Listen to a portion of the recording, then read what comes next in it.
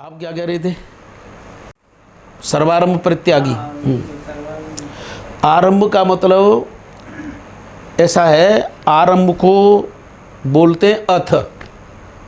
जैसे अथ श्री मद् भागवत कथा, अथ श्री भागवत कथा, तो अथ का मतलब होता है आरंभ, और आरंभ को सूक्ष्म में कहते हैं अथ। तो आरंभ का मतलब है कि जिसकी प्रवृत्ति, जिसका श्री गणेश संसार को लेकर के होगा तो उस आरंभ का उपसंहार होगा। लेकिन सर्वारंभ परित्यागी यानी काम कोई भी हो, संसार की प्रवृत्ति हो कोई, लेकिन वह निष्काम भाव से, बिना कर्तृत्व भाव से किया जाए तो गुणातीत से उच्चते। यानी हम दुनिया के शास्त्र सम्मत कर्म करें, आरंभ भी शास्त्र सम्मत कर्म का होना चाहिए। तो शास्त्र सम्मत जितने भी आरंभ करें, लेकिन उस प्रवृत्ति को भगवान को समर्पित कर दें, तो फिर वह करने वाला भी गुणों के अधीन होकर बंधन में नहीं होगा, गुणातीत उच्चते, वो गुणातीत स्थिति को पहुंच जाएगा। यानी वहाँ फिर अथ नहीं है। अब देखो, जब हम वेदांत दर्शन को उठाते हैं तो वहाँ वेदांत दर्शन का पहला सूत्र है अथातो ब्रह्म जिज्ञासा। अथ अतो ब्रह्म जिज्ञासा, कि अथ माने इसके बाद। किसके बाद? यानी पहले हमने धर्माचरण किया है, धर्माचरण के बाद हमारा अंतःकरण शुद्ध हुआ है, अब हम ब्रह्म का चिंतन करते हैं। अथातो ब्रह्म जिज्ञासा। तो वेदांत दर्शन में अथ शब्द आया है, पूर्व मीमांसा में अथातो धर्म जिज्ञासा, कि अब हम धर्म की जिज्ञासा करते हैं, तो अथ का मतलब प्रारंभ।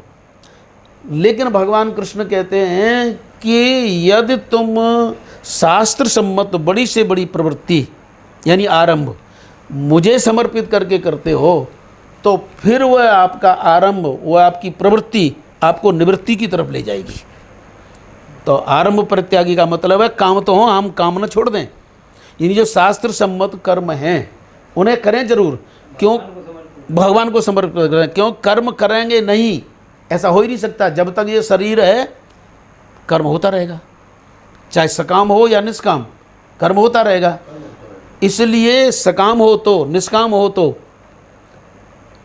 अब देखो, पृथ्वी पर कष्ट आता है, पृथ्वी गऊ का रूप धारण करती है, और गऊ का रूप धारण करके पृथ्वी किसके पास जाती है? जाती है सभी संतों के पास। और संत कहते हैं कि चलो हम देवताओं के पास चलते हैं। अब देवता कौन है? सत्कर्म, यानी सत्कर्म करेगा वो देवत्व को प्राप्त होगा। तो पृथ्वी पर कष्ट आया, पृथ्वी ने गऊ का रूप बनाया, गऊ संतों के पास गई, क्योंकि शरणागति दो की करनी चाहिए, या तो परमात्मा की या संतों की। तो संतों के पास गई, लेकिन संत सर्वसमर्थ होते हुए कहते हैं कि चलो हम देवताओं के पास चलते हैं, क्योंकि संतों में ये नहीं होता कि मैं ये कर सकता हूँ। तो उन्होंने गऊ से कहा कि चलो हम देवताओं के पास चलें।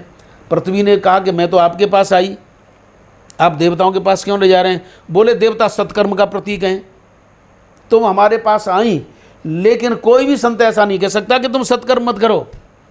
सर्वारंभ परित्यागी मतलब शास्त्र सम्मत प्रत्येक कार्य करना चाहिए। हम समाधि कितनी देर लगा सकते हैं, फिर भी तो हमें संसार में आना पड़ेगा। इसलिए शास्त्र सम्मत जितने भी कर्म है वो सत्कर्म। अब वो देवता क्या कहते हैं? हमारे बस की बात नहीं है, शिव जी के पास चलो। ये शिव जी सर्वारंभ परित्यागी हैं, क्योंकि सबको छोड़ छाड़ करके बैठे हैं ना, वो सर्वारंभ परित्यागी हैं। लेकिन सर्वारंभ परित्यागी भी कहता है कि क्षीर सागर चलो, यानी वो भी कहता है कि भगवान की शरण में जाओ। तो हम सारे आरंभ प्रवृत्ति कर्म शास्त्र के सम्मत करें, और शास्त्र के सम्मत करने के बाद फिर भगवान को समर्पित कर दें। फिर गुणातीत स्थिति होती, गुणातीत स्थिति। अब आवाज़ आएगी नहीं कि मुझे पृथ्वी का दुख का पता है, मैं लूँगा अवतार। तो कहने का तात्पर्य सब ब्रह्मा जी, देवता, भगवान शिव से कहते हैं कि फिर आप तो प्रलय कर सकते हैं, दुष्टों का प्रलय कर सकते हैं। बोले दुष्टों का प्रलय कर दूंगा, और जब क्रोध आता है तो साथ में और भी तो मारे जाते हैं, इसलिए वो ठीक नहीं होगा। सीता जी चुराई रावण ने, और बंधा कौन? सागर। इसलिए शिव जी कहते हैं कि भले ही प्रवृत्ति है, वो भले ही मेरे में निवृत्ति है, लेकिन नारायण का आश्रय जरूरी है। इसलिए वो नारायण जाते हैं, नारायण के पास जाते हैं। और नारायण कहाँ रहते हैं? क्षीर सागर में। क्षीर सागर दूध, दूध मान लो सतोगुण। तो कहने का तात्पर्य है कि शास्त्र सम्मत हमारी क्रिया आरंभ है, और उस आरंभ को भगवान को समर्पित कर देना सर्वारंभ परित्यागी है, और गुणातीत की अवस्था है, न कर्तापन है न भोक्तापन है। तो इस प्रकार अब जैसे बहुत से वेदांत का केवल शाब्दिक प्रवचन करते हैं कि अब हम ब्रह्मज्ञानी हो गए, न हमें पूजा करनी है न पाठ करना है, और होता क्या है, न इधर के रहते न उधर के रहते, क्योंकि ऐसा कोई भी क्षण नहीं जो बिना कर्म किए हम रह सकें। अर्जुन ने यही तो कहा था कि मैं सन्यासी हो जाऊंगा, गुरु नत्वाय महान भावान श्रेयो भोक्ता भेक्षम पिए लोके, इसने तो भीख मांगना अच्छा है। तो बोले भीख तो मांग सकता है, लेकिन जो अधर्म के पक्ष में खड़े हैं इनको नहीं मार सकता। इसलिए कह रहे हैं अधर्म के पक्ष में कोई भी खड़ा हो उसके लिए तो धनुष बाण उठाना ही है। हम, हाँ बताओ, धर्म जैसे हम प्रवचन कर रहे हैं, धर्म का प्रसार कर रहे हैं, तो केवल प्रवचन दे करके ही धर्म का प्रसार नहीं है, प्रवचन करने में जो स्वयं कर रहे हैं उनका भी धर्म में प्रचार है, क्योंकि वो पृष्ठभूमि तैयार कर रहे हैं। तो वक्ता भी धर्म का प्रचार कर रहा है, वैसी स्थिति पैदा करने वाले भी धर्म का प्रचार कर रहे हैं। तो इसलिए किसके द्वारा कैसे कैसे जो हो रहा है वो भगवान की सेवा हो रही है।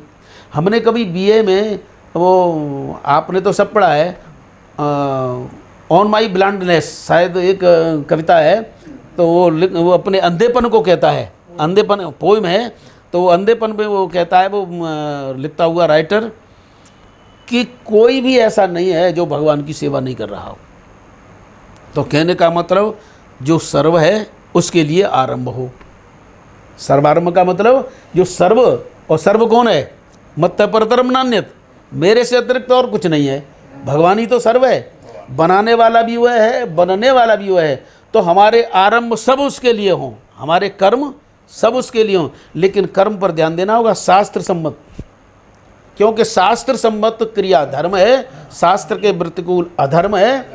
हाँ, तो शास्त्र जो कहता है हूँ सारी प्रवृत्तियों को हम सर्व उस परमात्मा के लिए करें